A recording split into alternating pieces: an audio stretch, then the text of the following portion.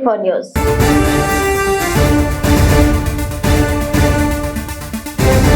Full hopes పెట్టుకున్నారు. అన్ని అస్త్రాలు వాడి పూర్తి స్థాయిలో అప్పర్ హ్యాండ్ సాధించే ప్లాన్ చేస్తారు. వారు వన్ సైడే అని కూడా ఫిక్స్ అయిపోయారు. అయితే హస్తం పార్టీకి చెప్పుకోదగ్గ ఫలితాలే వచ్చినా కొన్ని చోట్ల హంగులు అధికార పార్టీకి సవాలుగా మారాయి. ఏకంగా 36 మున్సిపాలిటీలు 3 కార్పొరేషన్లలో ఏ పార్టీకి మెజార్టీ రాలేదు. ఫుల్ హోప్స్ పెట్టుకున్నారు. అన్ని అస్త్రాలు వాడి పూర్తి స్థాయిలో అప్పర్ హ్యాండ్ సాధించే ప్లాన్ చేస్తారు. వారు వన్ సైడే అని కూడా ఫిక్స్ అయిపోయారు. అయితే హస్తం పార్టీకి చెప్పుకోదగ్గ ఫలితాలే వచ్చినా కొన్ని చోట్ల హంగులు అధికార పార్టీకి సవాల్గా మారాయి. ఏకంగా 36 మున్సిపాలిటీలు 3 కార్పొరేషన్లలో ఏ పార్టీకి మెజార్టీ రాలేదు. క్లీన్ స్వీప్ చేయాలనుకున్న హస్తం పార్టీ కొద్ది దూరంలోనే ఆగిపోయింది. హంగు వచ్చిన చోట మున్సిపాలిటీలను హస్తగతం చేసుకునేందుకు అధికార పార్టీ వ్యూహాలకు పదును పెడుతోంది. హంగులో కింగ్ ఎవరు? కీలకంగా ఉన్న చోట్ల బీఆర్ఎస్, బీజేపీ సపోర్ట్ ఎవరికి? కాంగ్రెస్ పార్టీ వేస్తున్న ప్లాన్లు వర్కౌట్ అయ్యేనా? పురపోరు ఫలితాలు వచ్చేస్తాయి. మేయర్, మున్సిపల్ చైర్మన్ పీఠాలపై కొన్ని చోట్ల క్లారిటీ కూడా వచ్చేస్తుంది. మరికొన్ని చోట్ల మాత్రం మేయర్, మున్సిపల్ చైర్మన్ సీట్లు ఎవరి వశం అవుతాయన్నది సస్పెన్షన్ కంటిన్యూ అవుతోంది. మేయర్, చైర్మన్ల ఎన్నికకు టైం దగ్గర పడుతున్నా కొద్దీ అటు పార్టీల్లో ఇటు ఆశావాహుల్లో ఉత్కంఠ పెరిగిపోతోంది. అయితే హంగు వచ్చిన చోట మున్సిపాలిటీల్లో ఉన్న సిచ్యువేషన్స్ హస్తం పార్టీకి సవాల్గా మారాయి. అధికార కాంగ్రెస్ మెజార్టీ స్థానాలను కైవసం చేసుకోగా చాలా చోట్ల హంగు పరిస్థితులు ఇబ్బందికరంగా మారాయి. ఏ పార్టీకి పూర్తి స్థాయి మెజార్టీ రాకపోవడంతో అక్కడ మేయర్, చైర్మన్ పీఠాలను హస్తగతం చేసుకునేందుకు అధికార కాంగ్రెస్ ఎత్తుకు పై ఎత్తులు చేస్తోంది. పార్టీ తరఫున గెలిచిన కౌన్సిలర్లు, కార్పొరేటర్లను ఇప్పటికే క్యాంపులకు తరలించారు కాంగ్రెస్ నేతలు. ఈ నెల 16న corporation mayor, deputy mayor, municipal chairman, deputy చైర్మన్లను ఎన్నుకోవాల్సి ఉంటుంది. ఈలోగా హంగు వచ్చిన వాటిని కూడా తమ ఖాతాల్లో వేసుకునేలా పావులు కదుపుతున్నారు కాంగ్రెస్ లీడర్లు. హంగుల్లోనూ మనమే కింగ్ కావాలని పార్లమెంట్ ఇన్ఛార్జ్ మంత్రులు, సీనియర్ నేతలకు టాస్క్లు ఇచ్చారు సీఎం రేవంత్ రెడ్డి. 116 మున్సిపాలిటీలకు, 7 కార్పొరేషన్లకు ఎన్నికలు జరిగితే 66 మున్సిపాలిటీలు, 4 కార్పొరేషన్లను కాంగ్రెస్ దక్కించుకుంది. ఇక హంగు వచ్చిన 36 మున్సిపాలిటీలు, 3 కార్పొరేషన్లపై గురిపెట్టింది అధికార పార్టీ. పూర్తి స్థాయి మెజార్టీ వచ్చిన మున్సిపాలిటీలు, కార్పొరేషన్లలో గెలిచిన వారిని మొదటగా క్యాంపుకు తరలించారు. ఈ నెల 16న జరిగే మేయర్, చైర్మన్ ఎంపిక వరకు కౌన్సిలర్లు, కార్పొరేటర్లు చేయి దాటిపోకుండా క్యాంపు రాజకీయం నడుపుతోంది. హంగు వచ్చిన మున్సిపాలిటీలపై స్పెషల్ ఫోకస్ పెట్టారు కాంగ్రెస్ పెద్దలు. సీఎం రేవంత్ రెడ్డి అయితే చాలా సీరియస్ ఎఫర్ట్ పెడుతున్నట్లు అధికార పార్టీ నేతలు చెబుతున్నారు. పార్లమెంట్ ఇన్ఛార్జీలు, మంత్రులు, పీసీసీ చీఫ్ మహేష్ కుమార్ గౌడ్తో ప్రత్యేకంగా మంతనాలు జరిపారు. సాధ్యమైనంత వరకు మెజార్టీ చోట్ల కాంగ్రెస్ జెండా ఎగరాల్సిందేనని దిశానిర్దేశం చేశారు. తెలంగాణ రైతులు ఎప్పుడెప్పుడా అని ఎదురు చూస్తున్న రైతు భరోసాపై గుడ్ న్యూస్ అందించింది. ఎట్టకేలకు నిధులు విడుదల చేసేందుకు ప్రభుత్వం ముహూర్తం ఫిక్స్ చేసింది. ఈ నెల 17న రైతు భరోసా డబ్బులను విడుదల చేసింది. ఆ రోజున రైతుల బ్యాంకు ఖాతాల్లో నగదు జమ కానున్నాయి. యాసంగి సీజన్ కు సంబంధించిన పెట్టుబడి సాయాన్ని ఇప్పుడు అందించేందుకు సిద్ధమయ్యారు. తెలంగాణ రైతులు ఎప్పుడెప్పుడా అని ఎదురు చూస్తున్న రైతు భరోసాపై గుడ్ న్యూస్ అందింది. ఎట్టకేలకు నిధులు విడుదల చేసేందుకు ప్రభుత్వం ముహూర్తం ఫిక్స్ చేసింది. ఈ నెల 17న రైతు భరోసా డబ్బులను విడుదల చేసింది. ఆ రోజున రైతుల బ్యాంకు ఖాతాల్లో నగదు జమ కానున్నాయి. యాసంగి సీజన్ కు సంబంధించిన పెట్టుబడి సాయాన్ని ఇప్పుడు అందించేందుకు సిద్ధమయ్యారు. గతంలో విడతల వారీగా వీటిని జమ చేయగా ఇందుకు 9 రోజుల సమయం పట్టేది. అయితే ఇప్పుడు ఒకే విడతలో వీటిని రైతుల ఖాతాలో జమ చేయనున్నారని తెలుస్తోంది. దీంతో రైతులు తమకు ఎప్పుడు పడతాయని వెయిట్ చేయాల్సిన అవసరం ఉండదు. అందరికీ ఒకేసారి నగదును బ్యాంక్ అకౌంట్లో ప్రభుత్వం జమ చేసనుందని తెలుస్తోంది. జనవరిలోనే ఈ నిధులను విడుదల చేయాల్సి ఉండగా ప్రభుత్వం కొన్ని కారణాల వల్ల ఆలస్యం చేసింది. ఆ తర్వాత రాష్ట్రంలో మున్సిపల్ ఎన్నికలు జరగడంతో అధికారులు ఎన్నికల నిర్వహణలో బిజీగా ఉన్నారు. ఇప్పుడు మున్సిపల్ ఎన్నికలు ముగియడంతో రైతు భరోసా విడుదలకు ప్రభుత్వం సిద్ధమైంది. యాసంగి సీజన్కు సంబంధించి రైతు భరోసా జమ చేసేందుకు 9,000 కోట్లు ఖర్చవుతోందని ప్రభుత్వం నిర్ణయించింది. ఈ నిధుల విడుదలకు ఇప్పటికే CM Revanth Reddy green signal కూడా ఇచ్చారు. గత ఖరీఫ్ సీజన్లో 69,39,548 మంది రైతులకు రైతు భరోసా విడుదల చేశారు. ఇందుకోసం 7,744.13 కోట్లు ఖర్చు చేసింది ప్రభుత్వం. రైతు భరోసా విడుదల చేయడంలో జాప్యం జరగడంతో రైతులు ఆగ్రహం వ్యక్తం చేస్తున్నారు. నవంబర్లోనే యాసంగి సీజన్ మొదలైనప్పటికీ ప్రభుత్వం ఆలస్యం చేస్తూ వచ్చింది. దీంతో విత్తనాలు, ఎరువులు, రసాయనాలు, వ్యవసాయ పరికరాలు కొనుగోలు చేసేందుకు రైతుల దగ్గర డబ్బులు లేక ఇబ్బందులు పడుతున్నారు. కొంతమంది బ్యాంకుల నుంచి అప్పులు, మరికొంతమంది వడ్డీ వ్యాపారులను ఆశ్రయిస్తున్నారు. ఇప్పుడు ప్రభుత్వం నిధులు విడుదల చేస్తుండటంతో రైతులు హర్షం వ్యక్తం చేస్తున్నారు. ఎకరానికి 6,000 చొప్పున రైతుల ఖాతాల్లో జమ చేయనుంది. ఇప్పటికే ఇందుకు అవసరమైన నిధులను ఆర్థిక శాఖ విడుదల చేసింది. ఇటీవల మున్సిపల్ ఎన్నికల ప్రచారంలో భాగంగా మిర్యాలగూడలో జరిగిన బహిరంగ సభలో రైతు భరోసా నిధుల విడుదలపై సీఎం రేవంత్ క్లారిటీ ఇచ్చిన విషయం అందరికీ తెలిసిందే. ఎన్నికలు ముగిసిన వెంటనే రైతు భరోసా నిధులు విడుదల చేస్తామని ప్రకటించారు. నిధుల సర్దుబాటు మున్సిపల్ ఎన్నికల వేళ అధికారులు ఇతర పనుల్లో బిజీగా ఉండటంతో ఆలస్యమైంది. మున్సిపల్ ఎన్నికలు బీఆర్ఎస్ కు పెద్దగా కలిసి రాలేదు. కార్పొరేషన్లలో ఆ పార్టీ పెద్దగా ప్రభావం చూపలేదు. ఇలాంటి చేదు అనుభవాలు చవిచూస్తున్న బీఆర్ఎస్ కు ఈ ఎన్నికలు మరో రకంగా అనుకోని అవకాశం ఇవ్వబోతుందని చర్చ జరుగుతోంది. మున్సిపల్ ఎన్నికలు బీఆర్ఎస్ కు పెద్దగా కలిసి రాలేదు. కార్పొరేషన్లలోనూ ఆ పార్టీ పెద్దగా ప్రభావం చూపలేదు. ఇలాంటి చేదు అనుభవాలు చవిచూస్తున్న బీఆర్ఎస్ ఈ ఎన్నికలు మరో రకంగా అనుకుని అవకాశం ఇవ్వబోతుందనే చర్చ జరుగుతోంది. ఫిరాయింపు ఎమ్మెల్యేలను ఇరుకున పెట్టేందుకు ఈ ఎన్నికలు బీఆర్ఎస్ కు అనుకోని విధంగా కలిసొచ్చాయని ప్రచారం మొదలైంది. మున్సిపల్ ఎన్నికల్లో 30కి పైగా మున్సిపాలిటీల్లో ఏ పార్టీకి స్పష్టమైన మెజార్టీ రాకపోవడంతో హంగు పరిస్థితులు నెలకొన్నాయి. దీంతో ఇక్కడ మున్సిపల్ చైర్మన్ పీఠాలను దక్కించుకోవడానికి ఎక్స్ ఆఫీషియో సభ్యులుగా ఉన్న ఎంపీలు, ఎమ్మెల్యేలు, ఎమ్మెల్సీలు ఓట్లు అత్యంత కీలకంగా మారాయి. మ్యూజిక్ ఫిగర్ కోసం ప్రతి ఓటు కీలకం కావడంతో ఇప్పుడు అందరి దృష్టి స్థానిక ప్రజాప్రతినిధులపైనే నెలకొంది.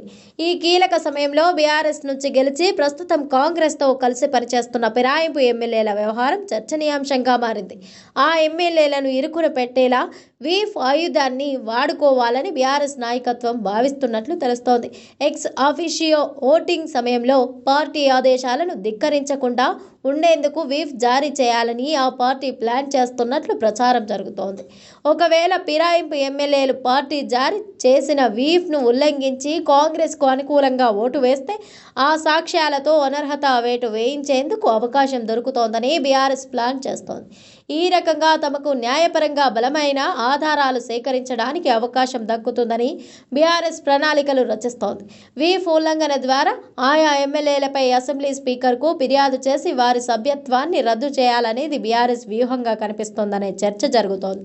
బీఆర్ఎస్ వీఫ్ జారీ చేయడం ద్వారా ప్రధానంగా పార్టీ మారినట్టు ఆరోపణలు ఎదుర్కొంటున్న గూడెం మహిపాల్ రెడ్డి, కడియం శ్రీహరి, పోచారం శ్రీనివాస్ రెడ్డి, కాల యాదయ్య, బండ్ల కృష్ణమోహన్ రెడ్డి, డాక్టర్ సంజయ్ పై ప్రభావం ఉంటుందనే టాక్ వినిపిస్తోంది.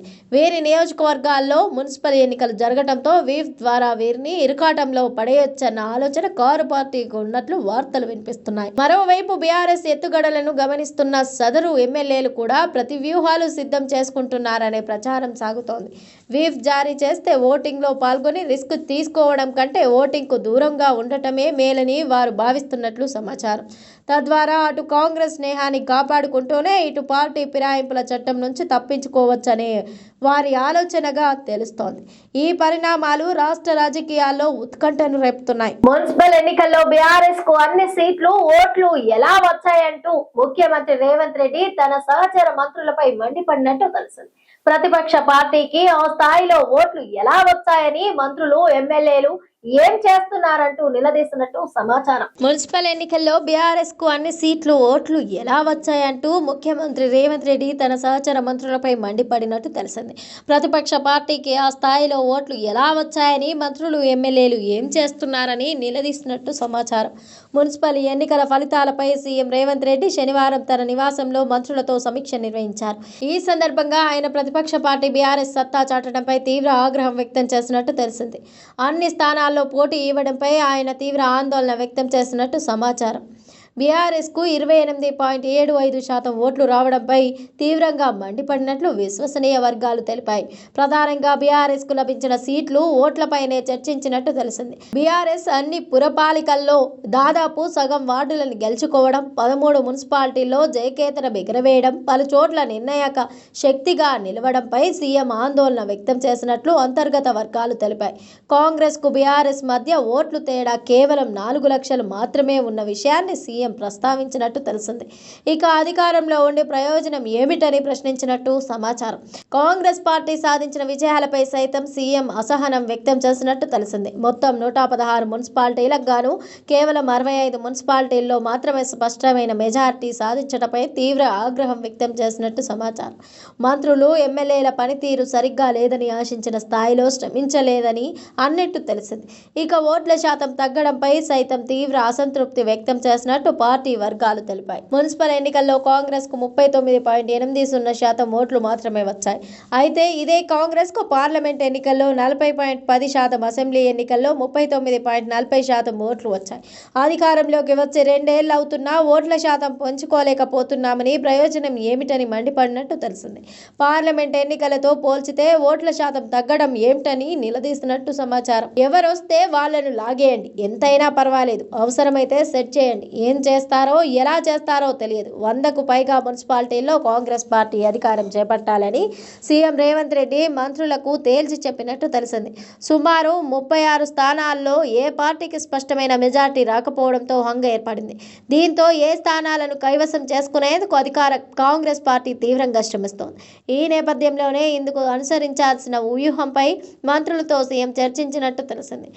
ఎక్కడ కూడా అవకాశాన్ని వదులుకోవద్దని స్పష్టం చేసినట్టు సమాచారం. స్వతంత్ర అభ్యర్థులపై ఫోకస్ పెట్టాలని, వారిని కాంగ్రెస్ లో చేర్చుకునేందుకు చర్యలు తీసుకోవాలని సూచించినట్టు తెలిసింది. పంచాయతీ, మున్సిపల్ ఎన్నికల్లో బీఆర్ఎస్ కార్యకర్తలు అద్భుతంగా పోరాడారని, ఫలితాలు గొప్పగా రాని నల్గొండ జిల్లాలోనూ విజయం కోసం విరోచితంగా శ్రమించారని బీఆర్ఎస్ వర్కింగ్ ప్రెసిడెంట్ కేటీఆర్ కితాబునిచ్చారు. పంచాయతీ, మున్సిపల్ ఎన్నికల్లో బీఆర్ఎస్ కార్యకర్తలు అద్భుతంగా పోరాడారని, ఫలితాలు గొప్పగా రాని నల్గొండ జిల్లాలోనూ విజయం కోసం విరోచితంగా శ్రమించారని బీఆర్ఎస్ వర్కింగ్ ప్రెసిడెంట్ కేటీఆర్ కితాబునిచ్చారు. ఎన్నికల్లో 30 మున్సిపాలిటీలకు పైగా వస్తాయనుకున్నామని చెప్పారు. కానీ కాంగ్రెస్ విచ్చలవిడిగా డబ్బులు పంపిణీ, అధికార దుర్వినియోగంతో అడ్డదారిలో గెలిచిందని విమర్శించారు.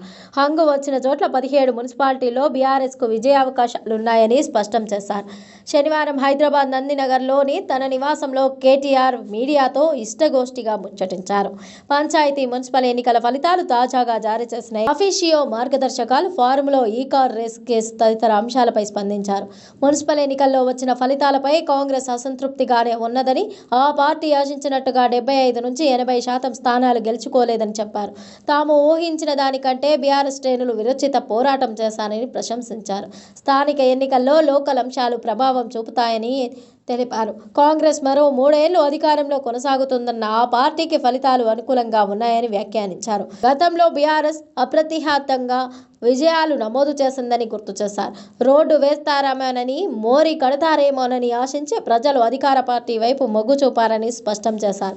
కానీ మొత్తంగా చూస్తే ప్రభుత్వంపై ప్రజా వ్యతిరేకత స్పష్టంగా ప్రతిబింబించిందని చెప్పారు. ఓటర్లకు ఎన్నికలపై స్పష్టత ఉంటుందని తెలిపారు. పార్లమెంట్ ఎన్నికల్లో తమ పార్టీకి వ్యతిరేకంగా ఓటేసిన వారే ప్రస్తుత ఎన్నికల్లో తిరిగి తమ వైపు మళ్లారని ప్రస్తావించారు. స్థానిక ఎన్నికల్లో అక్కడి సమస్యలు, ఇతర అంశాల ఆధారంగానే ప్రజలు తీర్పు ఇస్తారని, లోకల్ బాడీ ఎన్నికలు అసెంబ్లీ ఎలక్షన్స్ కు గీటురాయి కాదని కేటీఆర్ వివరించారు. ఇందుకు ఎన్నో ఉదంతాలున్నాయని ఉదాహరించారు. ఆంధ్రప్రదేశ్లో జరిగిన స్థానిక సంస్థల ఎన్నికల్లో టీడీపీ కుప్పంలో కూడా పోయిందని, చివరికి అసెంబ్లీ ఎన్నికల్లో ఘన విజయాలు నమోదు చేసుకున్నదని గుర్తు చేశారు. ఒక ఎన్నికకు మరో ఎన్నికకు పొంతన ఉండదని అభిప్రాయపడ్డారు. స్థానిక ఎన్నికల్లో ఒక్కోసారి సానుభూతి కూడా పనిచేయదని చెప్పారు. తన నియోజకవర్గమైన సిరిసిల్లాలోని ఓ వార్డులో ఇలాంటి ఫలితమే వచ్చిందని గుర్తు చేశారు. 3 సార్లు ఓడిపోయిన ఓ మహిళా అభ్యర్థి కాంగ్రెస్ తరపున బరిలో దిగారని, కానీ ఒక మంచి పేరున్న పిల్లాడిని ఆమెపై పోటీకి పెడితే 70 ఓట్లతో విజయం సాధించాడని చెప్పారు. సిరిసిల్లలో కాంగ్రెస్ పార్టీ 20 చోట్ల డిపాజిట్లు కోల్పోయిందని తెలిపారు. కొన్ని వార్డుల్లో బీఆర్ఎస్ అభ్యర్థులు 1000కి పైగా ఓట్లు సాధించారని తెలిపారు. పార్లమెంటు ఎన్నికల తర్వాత బీఆర్ఎస్ పని అయిపోయిందని, ఇక లేవలేదని అడ్డగోలుగా మాట్లాడిన వారికి మొన్న పంచాయతీ, ప్రస్తుత మున్సిపల్ ఎన్నికల ఫలితాలు సమాధానం ఇచ్చాయని కేటీఆర్ వ్యాఖ్యానించారు. తాము లోకల్ బాడీ ఎన్నికల్లో మంచి మంచి ఫలితాలు సాధించామని పునర్ఘటించారు. టీఆర్ఎస్ అధికారంలో ఉన్నప్పుడు జరిగిన మున్సిపల్ ఎన్నికల్లో కాంగ్రెస్ కేవలం 4 స్థానాలకే పరిమితమైందని గుర్తు చేశారు. రేవంత్ రెడ్డి మల్కజ్గిరి ఎంపీగా, పార్టీ వర్కింగ్ ప్రెసిడెంట్ గా ఉన్నప్పుడు గ్రేటర్ హైదరాబాద్ ఎన్నికల్లో ఎన్ని స్థానాలు గెలిచారంటూ ప్రశ్నించారు. ప్రస్తుత బల్దియా ఎన్నికల్లో బీఆర్ఎస్ ఎన్ని డివిజన్లు మున్సిపాలిటీలు సాధించాయో బేరీజు వేసుకోవాలని చెప్పారు. మేడ్చల్లో 10 స్థానాలకు ఒక్కటి కూడా కాంగ్రెస్ గెలుచుకోలేదని ప్రజలు అన్ని గమనిస్తున్నారని పేర్కొన్నారు. ఇది ఇవాల్టి బులెటిన్. మరో బులెటిన్ తో మళ్ళీ కలుద్దాం. Stay tune TS24 news.